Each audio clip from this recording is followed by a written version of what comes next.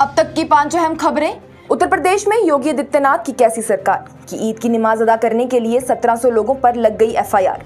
मुसलमानों के लिए ईद का दिन बड़ा खास होता है और इस दिन सभी मुसलमान इकट्ठा होकर मस्जिदों और ईदगाहों में जाकर ईद की नमाज अदा करते हैं।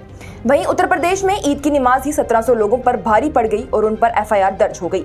आपको बता दें तो उत्तर प्रदेश में योगी सरकार सड़कों पर नमाज पढ़ने को लेकर बड़ी सख्त है और इसके लिए उन्होंने रमजान के महीने से ही ये घोषणा करवाई थी कि ईद की नमाज कोई भी इंसान सड़कों पर नहीं पढ़ेगा और ईद की नमाज सिर्फ मस्जिदों और ईदगाहों के अंदर ही अदा की जाएगी।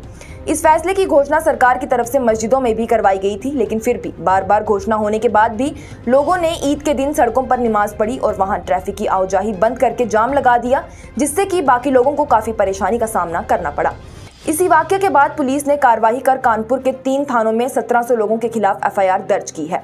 कानपुर पुलिस ने नमाजियों के खिलाफ धारा 186 सरकारी काम में बाधा डालने के लिए, धारा 188, धारा 144 का उल्लंघन कर भीड़ जुटाने के लिए, धारा 253 भीड़ जुटाकर रास्ता रोकने के लिए, धारा 341 लोगों के कामों में बाधा बनने के लिए और धारा 353 के तहत केस दर्ज किया है।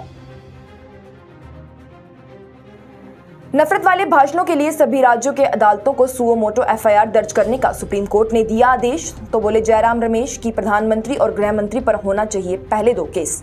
अक्टूबर 2022 में सुप्रीम कोर्ट ने एक आदेश दिया था जो कि सिर्फ दिल्ली, उत्तर प्रदेश और उत्तराखंड के लिए था, जिसके मुताबिक सिर्फ इन्हीं राज्यों के अदालतें किसी भी नफरत के भाषण देने वाले के खिलाफ सुओ मोटो एक्शन यानी कि कोर्ट बिना किसी भी व्यक्ति के मामला दर्ज किए खुद से उस बयान या बयान देने वाले इंसान पर कार्रवाई कर सकती है।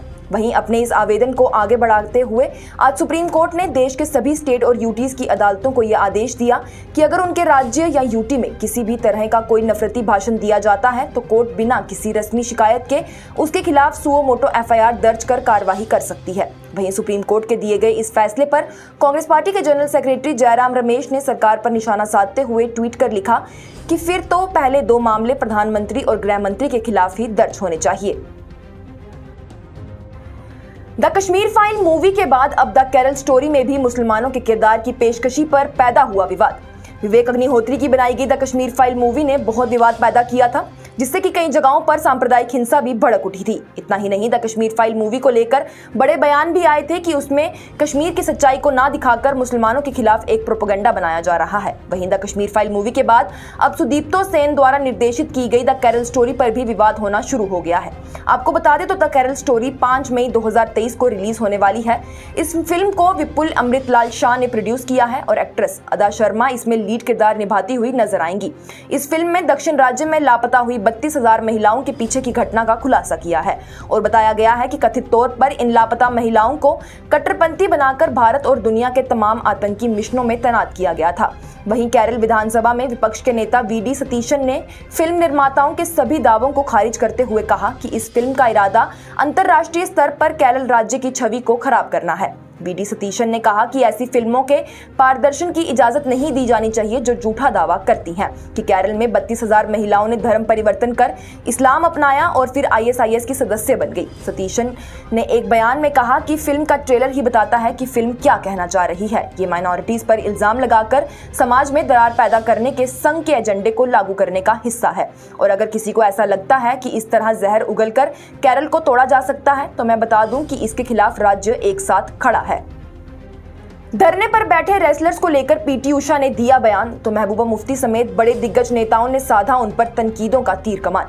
दिल्ली के जंतर मंतर पर आज पिछले कई दिनों से पहलवान धरने पर बैठे हुए हैं। आपको बता दें तो महिला पहलवानों का कहना है कि रेसलिंग फेडरेशन ऑफ इंडिया के चीफ ब्रिजभूषण शरण सिंह ने उनके साथ जिनसी हरासा कर उन्हें धमकाया है, जिसके लिए वो ब्रिजभूषण के खिलाफ एफआईआर दर्ज कर उनकी गिरफ्तारी की मांग कर रही हैं। लेकिन फिलहाल सरकार की तरफ से उनकी मांगों को लेकर कोई आश्वासन नहीं दिया गया है और यहां तक कि दिल्ली पुलिस की तरफ से अभी तक ब्रिजभूषण के खिलाफ एफआईआर भी दर्ज नहीं की गई है। वहीं इस मामले में इंडियन ओलंपिक एसोसिएशन की अध्यक्ष पीटी उषा ने कहा कि इंडियन ओलंपिक एसोसिएशन ने सेक्सुअल हैरेसमेंट के लिए एक कमेटी बनाई हुई है, तो सभी पहलवानों को ऐसे सड़कों पर जाकर विरोध करने के बजाय पहले उनके पास जाना चाहिए था, लेकिन वो आईओए के पास नहीं गई। पीटी उषा ने कहा कि ये सब सिर्फ पहलवानों के लिए ही नहीं बल्कि खेल के लिए भी सही नहीं है। पहलवानों को थोड़ा सा डिसिप्लिन रखना चाहिए था। पीटी उषा के इस बयान के बाद विपक्ष के नेता पहलवानों के समर्थन में आए और उन्होंने पीटी उषा पर तनकीद। वहीं पीपल्स डेमोक्रेटिक पार्टी की अध्यक्ष महबूबा मुफ्ती का ट्वीट भी आया जिसमें उनका कहना है, पीटी उषा जैसी स्पोर्ट्स आइकन को महिला पहलवानों को शर्मसार करते हुए देख दुख होता है। जिनसी शिकारियों के खिलाफ आवाज उठाने के लिए काफी हिम्मत जुटानी पड़ती है, लेकिन उनके साथ खड़े होने के बजाय पीटी उषा के इस तरह के बयान मजलूमों और उनके बोलने के फैसलों को बदनाम करते हैं। इसके साथ ही पीटी उषा के बयान पर धरने पर बैठे पहलवानों का बयान भी आया, जहां उनका कहना है कि हम बचपन से ही पीटी उषा से प्रभावित हुए हैं, लेकिन पीटी उषा का एक महिला होकर महिला खिलाड़ियों के लिए ऐसा बयान आना बहुत ही दुख की बात है। पहलवानों का कहना है कि हम ऐसे ही धरने पर नहीं बैठते अगर हमारी सुनवाई हो जाती, लेकिन उसके लिए हमने 3 महीने तक का इंतजार किया पर फिर भी कुछ नहीं हुआ। उनका कहना है कि पीटी उषा को उन्होंने खुद से व्यक्तिगत रूप से फोन भी किया था, लेकिन उनके फोन कॉल नहीं उठाए गए। साथ ही पीटी उषा से सवाल करते हुए उन्होंने कहा कि जब पीटी उषा जी की एकेडमी तोड़ी गई तब वो भी मीडिया और देश की जनता के सामने आकर क्यों रोई थी। जब वो खुद के लिए ही इंसाफ नहीं कर सकती तो हम उनसे क्या उम्मीद रखें।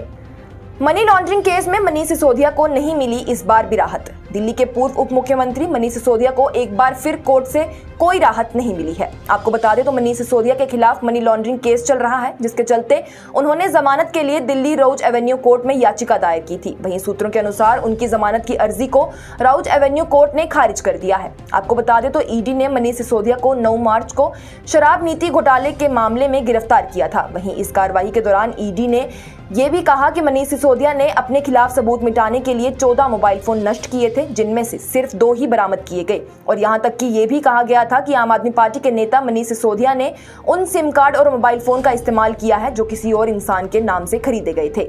वहीं फिलहाल के लिए तो मनीष सिसोदिया को कोर्ट की तरफ से कोई राहत नहीं है और उनकी दायर की गई अर्जी को भी खारिज कर दिया गया है, लेकिन सूत्रों का यह कहना है कि मनीष सिसोदिया अब इस मामले में हाईकोर्ट का रुख करेंगे। ये थी अब तक की 5 अहम खबरें। लेटेस्ट अपडेट्स के लिए देखते रहिए न्यूज इनसाइडर 24/7।